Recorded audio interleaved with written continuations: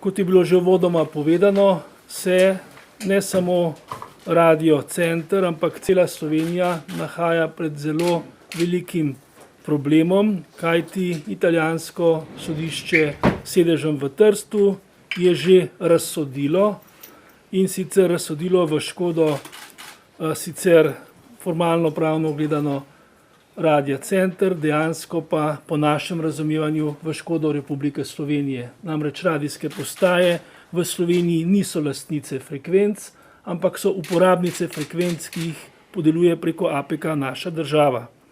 In zaradi tega seveda smo zaskrbljeni, ker pri nas nimamo mehanizma, s katerim bi po našem mnenju z mednarodnim pravom, ampak o tem podrobneje kasneje, neusklajene razsodbe Tržaškega sodišča lahko uvrstili v slovenski pravni red tako, da ne bi prizadelo slovenskega podjetja, ki ima v lasti Radio Center.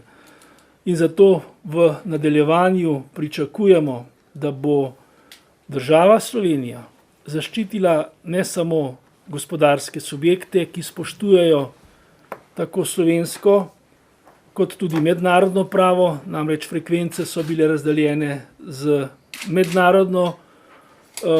mednarodno pogodbo, z ženevskim sporazumom, in Slovenija to spoštuje in seveda naša podjetja se tega držijo, in zato mislimo, da gre tukaj za meddržavni spor, v katerega se mora aktivno vključiti Vlada Republike Slovenije, tako preko Ministrstva za zunanje zadeve, kot tudi preko Ministrstva za kulturo, ampak vsekakor gre za to, da se zaščiti interes slovenskih podjetij. Mi bomo, če ne bomo uspeli prepričati slovenske vlade, da je to v prvi vrsti njen problem, stopili tudi stopnico više v Bruselj in s pomočjo inštitucij v Bruslu zaščititi najprej interese konkretnega podjetja, ki je v tem primeru prizadeto, potem pa tudi vsa tista podjetja, vse tiste radijske postaje, ki so kot domine postavljene sedaj, zato da bi v naslednjem trenutku lahko italijanska sodišča razsodila podobno oziroma enako kot v tržaškem primeru. Hvala lepa. Lep pozdrav tudi v mojem imenu. Kot predsednik Medijske zbornice seveda vas že na začetku naprošam, da pri tem pritisku na vlado oziroma na konkretno Evropo, če bo to postala praksa, smo lahko velik element dobrega in da skupaj zaščitimo ne samo Radio Center, ampak vse radijske postaje in nadaljevanju še kakšne druge medije. Če bo ta praksa veljala, to pomeni, da bo lahko vsaka radijska postaja v Italiji tožila vsako slovensko in ne enkrat, ampak na vseh živih nivojih, in to pomeni katastrofo za slovenske medije na Primorskem. Zato smo vladi naslovili poziv Gospodarske zbornice, Medijske zbornice Republike Slovenije. Država naj zagotovi nemoteno uporabo njenih radijskih frekvenc na Primorskem. Ta poziv imate na mizi, da ga ne bom tle bral. Skratka, najostreje zahtevamo, da se takoj pristopi k reševanju tega problema. Ta poziv nismo naslovili samo na vlado, tudi na Ministrstvo za kulturo, Ministrstvo za izobraževanje, znanost in šport, Direktorat za informacijsko družbo, AKOS in Svet za radiofuzijo. Verjetno podrobnosti bodo razložili in tehnične absurde pri tem bodo razložili strokovnjaki, ampak poglejte, absurdno je, da slovensko sodišče sprejme razsodbo krajevnega sodišča iz Trsta in seveda potrdi to njihovo razsodbo, ne da bi se opirala na mednarodno pravo, ampak samo potrdi sodbo in seveda Radio Center lahko tudi ugasne, če se bo ta zgodba in ta pregon nadaljeval. To je druga stopnja tega absurda. Prva pa je sploh, da Slovenija še za zdaj oziroma da Italija nima teh frekvenc usklajenih po ženevski konferenci in pravzaprav ta Radio Dance vdaja na črno. In to so takšni absurdi, kjer mora država Slovenija skočiti v luft, kot mi rečemo na Štajerskem, in narediti en splošen upor oziroma končati to zgodbo, ki se vleče že leta nazaj in na primeru RTV Slovenija, oddajnik in zvez. Gospod direktor bo krasno razložil, da boste videli, kako dolgo že tečejo ti problemi. Ampak do zdaj ni prišlo do neke eskalacije. Ta problem je pa zdaj tisti, ki bo lahko ali ustavimo to zgodbo in zaščitimo slovenski interes slovenskih medijev, ali pa bomo prepustili to zgodbo, da bodo lahko kdorkoli bo hotel tožil slovenske medije, da oddajajo na slovenskem prostoru. To je, če ne bomo temu zdaj presekali in če slovenska država ne bo nemudoma pristopila k rešitvi tega spora, seveda po diplomatski poti, ker so frekvence, tako kot slovensko ozemlje, del slovenske teritorialne samostojnosti, to pomeni, da Italijani z odločbo našega sodišča vstopajo na slovenski prostor. Jaz to jemljem kot zasedbo teritorialnega ozemlja Slovenije. In to je to. Ne smemo tako kar prepustiti zadeve, ker enostavno potem je glih tako, kot da smo že zdaj dvignili roke, in Italijani pridite, slovenska sodišča pa podpisujejo veselo tožbe. Upam, da sem bil zadosti jasen, zato pozivam seveda medije, stopimo skupaj tudi zdaj in odločno in spolno, brez dlake na peresu, ne na jeziku, udarimo po tej praksi. Lep pozdrav tudi v mojem imenu. Mi smo nažalost prvi, ki nas je doletela najhujša kazen. To je plačilo odškodnine in sicer tokrat v višini 151 000 evrov. In to na način, da imamo v bistvu že 2 tedna in pol blokiran naš tekoči račun. Italijanske radijske postaje so v preteklosti izvedle že več tožb proti slovenskim radijskim postajam. RTV Slovenija je imel mnoge izmed njih, ampak nobena še ni prišla tako daleč. Torej to, kar nam dejansko je italijanska radijska postaja naredila, je najprej plačilo odškodnine za nazaj in tudi plačilo odškodnine za vsako leto motenja vnaprej, dokler ne ugasnemo naše radijske frekvence. To v praksi pomeni, da sami sicer ne vidimo smisla oddajati na tej frekvenci vnaprej, kar pomeni, da se ena radijska postaja na nek način počasi poslavlja iz Primorske, kar posledično pomeni tudi, da bo naši Primorci prikrajšani za slovenski jezik. In če potegnemo zadevo naprej, lahko rečemo, da če se bodo te zadeve nadaljevale, bo prej slej tudi RTV se znašel v podobni situaciji in verjetno tudi RTV-ju ne bo interes v nedogled plačevati odškodnino in bomo prej slej lahko ostali brez slovenske besede na slovenskem Primorju, kar je absurd. Še večji absurd v vsej zadevi pa je to, kot je že Rajko povedal, torej italijansko sodišče je razsojalo našo zadevo na sodišču v Trstu po italijanskem pravnem redu. Načrtno so rekli, da ne bodo upoštevali mednarodnih konvencij, ampak ko pridemo na slovensko sodišče, pa slovensko sodišče, kljub temu, da ima možnost razsojati v smislu posega v javni red, celo državno pravobranilstvo je podalo svoje pravno mnenje, da bi slovensko sodišče moralo presojati po slovenskem javnem redu, ker frekvence so državna last. Slovensko sodišče pač enostavno reče, imeli ste vso pravico poštenega pravdanja v Italiji, to pač je posledica in sedaj plačate. In takšno stališče bo imelo zelo negativen dolgoročen vpliv na vse ostale slovenske radijske postaje v bodoče. Zato je dejansko v tem trenutku sodišče to, ki po moji oceni lahko naredi največ, da se ta zadeva odločno zaustavi. Hvala lepa. Moje ime je odvetnik Aleš Pegan. Jaz moram najprej povedati, da sem se v te postopke vključil zdaj v sklepni fazi, ko govorimo že o izvršbi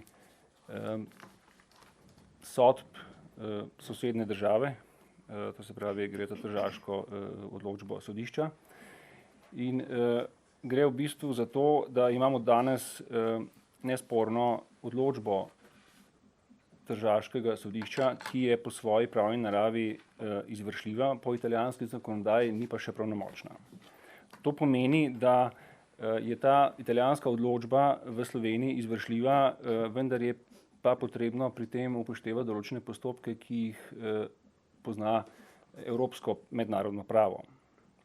V konkretnem primeru smo ugotovili, da je tuja pravna oseba, to je nosilec italijanske frekvence, radijske frekvence, po našem mnenju izkoristil oziroma morda tudi zlorabil te pravne institute in vložil direktno nalog oziroma izvršbo na podlagi te tuje sodne odločbe.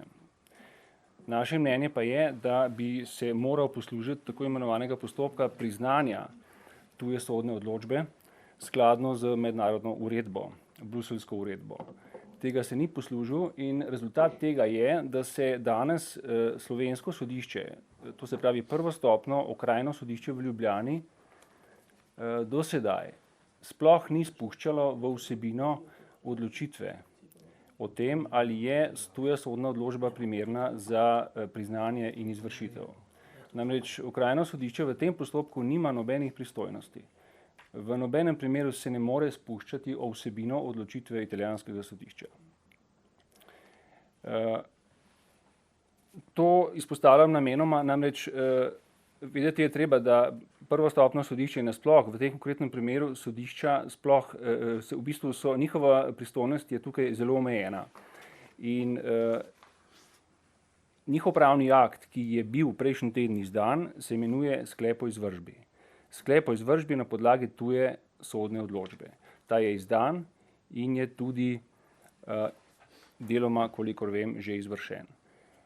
Zoper ta sklep smo v imenu Radia Center vložili vsa pravna sredstva in na podlagi teh pravnih sredstev, ki smo jih vložili, pričakujemo, da bo slovensko sodišče odigralo svojo vlogo in spoznalo spornost sodne odločbe tuje države, ki je po mojem mnenju v direktni kršitvi slovenskega javnega reda. Odločitev sodišča pričakujemo v kratkem. Najprej nekaj besed o tem, kaj je pravzaprav ta frekvenčni prostor, ki ga uporabljajo radijske in televizijske postaje za svoje oddajanje. To je naravna dobrina, ki pa je seveda ni v neskončni količini, je pač omejena, zato jo je treba pametno uporabljati tako znotraj države, na mejah med državami je pa treba pač se dogovoriti za uporabo, da ne pride do tega medsebojnega motenja. Dva oddajnika na isti frekvenci, na istem območju pač delovati ne moreta. No, seveda, ta že omenjeni mednarodni načrt Ženeva seveda je potrdil tako uporabo na nivoju celotne Evrope in celotna Evropa se tega načrta tudi drži, razen Italije. Italija pa dodeljuje svojim radijskim postajam tudi frekvence, ki jih po tem sporazumu nimajo. Seveda to pomeni frekvence, ki jih imajo sosednje države, v tem primeru naše. Mi se s temi motnjami soočamo že nekaj desetletij, lahko rečem 40, če ne več let. Se vsi pravzaprav poznate ta efekt, ko se pripelješ, ne vem, do Postojne in potem ti začnejo pač v te naše programe upadati italijanski signali. In se seveda proti tem borimo na ta predpisan način, se pravi s prijavljanjem teh motenj našim regulatornim organom že najmanj 4 desetletja. V praksi seveda to prijavljanje zaenkrat še ni imelo nobenega pametnega rezultata. Po vstopu Slovenije v Evropsko unijo smo pa seveda začeli doživljati tožbe italijanskih postaj proti nam. RTV Slovenija je doslej imela 7 takih tožb, vse se nanašajo na eno samo oddajno točko in to je oddajni center Kuk nad Kobaridom. Na tej točki mi oddajamo prvi, drugi in tretji program Radia Slovenija in pa program Radia Koper.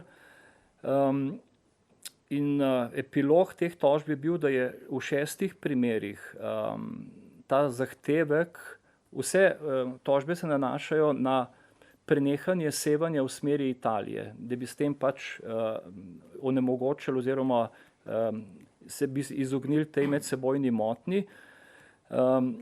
V 6 primerih tem zahtevkom ni bilo uslišano že na italijanskih sodiščih, v enem primeru pa je sodišče v Gorici odločilo nam v škodo oziroma zahtevalo, da prenehamo s tem sevanjem z oddajne točke Kuk.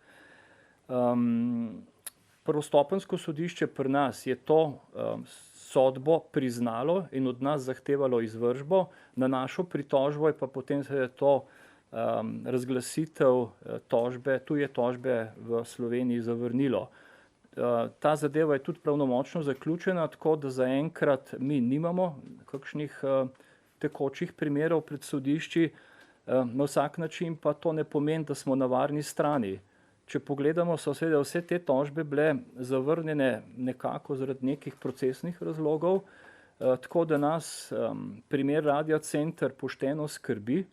Na tem območju, če tako ocenim, ima RTV Slovenija za oddajanje svojih programov vsaj nekih 50 frekvenc, kar pomeni, da teh 50 frekvenc je lahko tudi tarča takšnih tožb. Zato jaz mislim, da je pa zdaj pa že enkrat res skrajni čas, da se ta zadeva z Republiko Italijo pač uredi in mislim, da je ta poziv, ki ga je prej predsednik združenja prebral, povsem na mestu, kajti seveda, če upoštevamo teh 50 tožb, teh 50 frekvenc RTV Slovenija, pa vsaj še nekih 20 frekvenc komercialnih radijskih programov, mislim, da lahko vse skupaj to gre v neke enormne višine. Hvala lepa.